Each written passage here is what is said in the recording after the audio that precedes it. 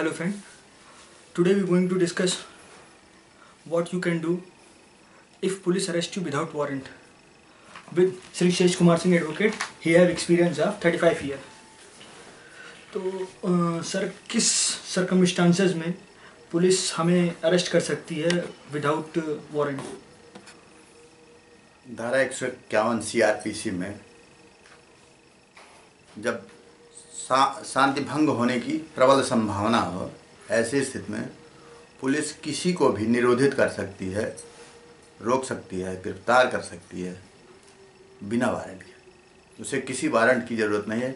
उसमें बाधा यह है, प्रतिबंध यह है कि 24 घंटे के अंदर उसे एग्जीक्यूटिव मजिस्ट्रेट के समक्ष आपको प्रस्तुत करना पड़ेगा। मतलब अंडर 151 के अंडर पुलिस हमको गिरफ्तार कर सकती है, आपको निरोधित कर सकती है और फिर उसको 24 आवर के अंदर हमें किसी मजिस्ट्रेट के सामने प्रेजेंस करना पड़ेगा। फर्स्ट क्लास एग्जीक्यूटिव मजिस्ट्रेट के समक्ष आपको प्रस्तुत करना पड़ेगा। ओके, तो ये किस सर्कमस्टांसेस में पुलिस हमें अरेस्ट कर सकती है और हम क्या कर सकते हैं इसके बाद अगर पुलिस हमें अरेस्ट कर लेती है? तो पुलिस 151 में आपको अरेस्ट करती है, निरोधित करती है, उसको किसी न किसी मजिस्ट्रेट के सामने आपको प्रस्तुत करना पड़ेगा 24 घंटे के अंदर। यही प्रोसेस अगर मजिस्ट्रेट को पता चलता है कि उसे सूचना मिलती है कि पब्लिक ट्रैंक्विलिटी है या अपराध होने की संभावना है, ब्रीच ऑफ पीस जैसी स्थिति है, तो वो आपको 107 CRPC के तहत 107 CRPC के अंतर्गत आपको तलब कर सकता है। नहीं, अभी आपने बताया अब उसमें वो आपको समन भी कर सकता है, वारंट भी कर सकता है। वो तामीला पुलिस करती है ना। तो आप चाहे सम्मन से तलब हो, चाहे वारंट से तलब हो, या पुलिस 151 में आपको गिरफ्तार करके एग्जीक्यूटिव मजिस्ट्रेट के न्यायालय पर प्रस्तुत करे, सबकी स्थिति में 111 में एक आदेश हो करता है। मजिस्ट्रेट एक आदेश करेगा, क्यों ना आपसे प्रतिभूत ली जाए, बांड आपसे भराया जाए, 111 शांति बनाए रखने 111 ये भी CRPC की धारा है। ओके, तो ये 151 सेक्शन के अंडर 151 सेक्शन जो है उसके अंडर पुलिस हमें बगैर वारंट के गिरफ्तार कर सकती है और हमें क्या कहते हैं मजिस्ट्रेट के सामने पेश कर सकती है। और आपने क्या कहते हैं 107 का भी इसमें बीच में क्या कहते हैं आपने जिक्र किया, तो इसमें क्या डिफरेंस क्या है? थोड़ा सा पुलिस जो काम पुलिस करती है उसको पता चलता है कि कोई गंभीर अपराध होने की स्थिति में है, तो वो 151 में आपको निरोधित करती है। वही चीज अगर मजिस्ट्रेट को पता चले, एग्जीक्यूटिव मजिस्ट्रेट को,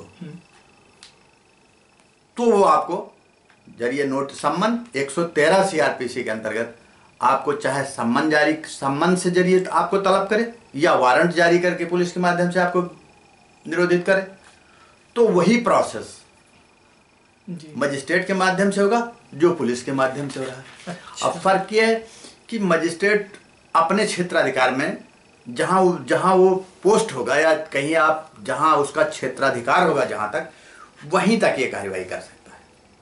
तो मान लीजिए अगर कोई अरेस्ट हो जाता है बगैर वारंट के, तो वो क्या करे फिर उसके बाद? वो पुलिस किसी भी मजिस्ट्रेट के सामने उसको हाजिर करेगा। उसमें क्षेत्राधिकार निश्चित नहीं है। अगर उस क्षेत्र का मजिस्ट्रेट मिलता है तो भी ठीक है, लेकिन वो 24 घंटे के अंदर किसी न किसी मजिस्ट्रेट के समक्ष मतलब उसकी जिम्मेदारी है कि आपको प्रस्तुत करे। लेटेस्ट सपोज अगर उसने दिल्ली में अरेस्ट किया है तो जाके बॉम्बे में भी, हाँ, वो कहीं भी मजिस्ट्रेट जहां भी मिलेगा, बात दिल्ली और बॉम्बे की नहीं है, जहां भी उसको मजिस्ट्रेट मिलेगा वो किसी भी अधिकारता कम हो, उसका क्षेत्राधिकार हो या ना हो, उसके समक्ष वो प्रस्तुत करेगा। लेकिन मजिस्ट्रेट यही चीज 107 में मजिस्ट्रेट के लिए पाबंदी है कि वो सिर्फ अपने क्षेत्राधिकार के आदमी को ही अपने न्यायालय पर नोटिस देके अगर कोई मजिस्ट्रेट है और वो अंडर 107 सेक्शन के अंडर अगर किसी को क्या कहते हैं तलब करता है, अरेस्ट करवाता है या तलब करवाता है, तो वो केवल अपने एरिया में ही कर सकता है। ऐसा नहीं कि अगर अपने एरिया से बाहर वो नहीं कर सकता, जहां उसका क्षेत्राधिकार है बस वहीं कर सकता है। जी, दिल्ली का पोस्टेड वो नोएडा या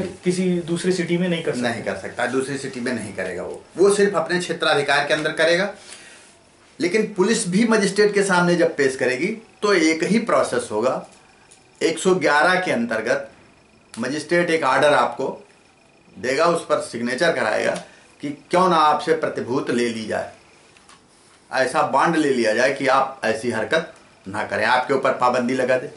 फिर उसके बाद वो जांच करेगा, ट्रायल करेगा उस पर, और अगर उसको ये लगता है कि आपसे प्रतिभूत लेना जरूरी है तो आपको पर्सनल बांड भी ले सकता है, आपसे श्योरिटी भी ले सकता है। सर ये थोड़ा सा आप इलेबोरेट करते हैं, प्रतिभूत क्या है? ये एक जमानत, एक बेल बांड की इसमें कोई प्रोसेस नहीं है, लेकिन आपको इस बात की वो देना पड़ता, बांड भरना पड़ता है कि साहब हम अगर ये ब्रीच ऑफ पीस होती है तो हम 50,000 या 10,000 या 5,000 या जो भी वो निर्णय करे उतनी प्रतिभूत हम न्यायालय पर दाखिल करेंगे। अगर ऐसा कोई अपराध होता है तो आप वो 6 महीने तक कार्रवाई करेगा। अगर आप प्रतिभूत नहीं देते हो तो आपको वो निरोधित कर सकता है। तो मतलब अगर मैं 151 सेक्शन के अंडर या 107 सेक्शन के अंडर अगर कोई अरेस्ट होता है तो उस केस में उसको मतलब बेल बॉन्ड मिल ही जाएगा? हाँ, उसको देना जरूरी है। वो प्रतिभूत अगर निश्चित कर देता है और आप अगर इस बात की श्योरिटी दे देते हो कि हम कोई अपराध नहीं करेंगे तो उनको छोड़ देना उनकी जिम्मेदारी होती है। ओके। ये एग्जीक्यूटिव मजिस्ट्रेट का और पुलिस दोनों तुरंत आपको रिलीज कर देंगे जी। और अगर ऐसा नहीं करते हैं तो आप 117 में रिवाइज बिल होता है, वो सेशन जज फिर उसको सुनवाई करते हैं। ये सब डिस्ट्रिक्ट जज के के अंदर तो होते हैं। मतलब जैसे अगर मैं 24 आवर में या कोई भी अरेस्टेड आदमी मजिस्ट्रेट के सामने पेश हुआ और उसको बेल नहीं मिल रही है तो इन दैट केस वो क्या करेगा? इसमें बेल का प्रोविजन नहीं है। अगर वो विधि का उल्लंघन करते हैं मजिस्ट्रेट या पुलिस तो फिर ये रिवाइजिबल ऑर्डर होता है, उसके लिए डिस्ट्रिक्ट कोर्ट में आप जा सकते हैं सेशन जज के। नहीं तो मतलब हमें वो रोक नहीं सकते हैं मतलब 24 अगर वो नहीं करते हैं, अगर वो विधि विरुद्ध कोई काम करते हैं तो वो ऑर्डर रिवाइजिबल है, वो आदेश वापस हो सकता है, उसको रद्द कर सकता है जज। डिस्ट्रिक्ट जज जो है, जिला जज उसको खारिज कर सकते हैं, सेशन जज होते हैं। ओके। तो ये क्या कहते हैं, अपील जो मेरी जाएगी वो डिस्ट्रिक्ट जज के पास जाएगी? हाँ, डिस्ट्रिक्ट जज के। अगर वो 24 आवर में हमें नहीं छोड़ते हैं तो नहीं छोड़ या किसी मजिस्ट्रेट के सामने आपको नहीं पेश करते हैं, ये उनकी जिम्मेदारी है 24 आवर में वहां पेश करें, है ना। अगर इस तरह से कोई पेपर दाखिल करने में कोई अनियमित कोई कार्य दौरान मजिस्ट्रेट के समक्ष होता है, मजिस्ट्रेट के सामने तो वो हाजिरी करेंगे 24 घंटे में। लेकिन अगर मान लीजिए किसी सिचुएशन में पुलिस नहीं हमें कर पाती है तो क्या हम पुलिस के खिलाफ एक्शन ले सकते हैं? हाँ, उसके बाद आपको प्रशासनिक कार्यवाही में आप पुलिस के खिलाफ कोई एप्लीकेशन डालते हैं तो निश्चित तौर से उनके खिलाफ कार्यवाही होगी, एक्शन लिया जाएगा। जी, एक्शन लिया जाएगा। तो 24 आवर से ज़्यादा हमें वो जी सकते हैं।